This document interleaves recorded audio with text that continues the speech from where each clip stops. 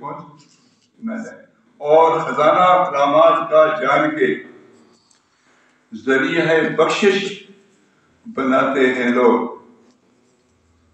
یقینی بنانے کسی بات کو قسم بارہا اس کی کھاتے ہیں لوگ، اور گزر ہو غریبوں کی نگری سے تو تلاوت کی لے سنتے جاتے ہیں لوگ، کوٹھیوں کے پاس اس کی آواز نہیں ہے۔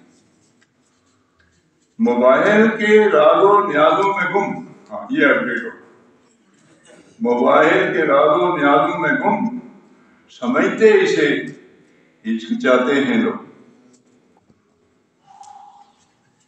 جتانے کو قرآن سے دوستی، اسے چوم کے دل لباتے ہیں لوگ، نہیں کرتے تفہیم اس کی مگر دماغوں میں رکھنے رٹاتے ہیں لوگ۔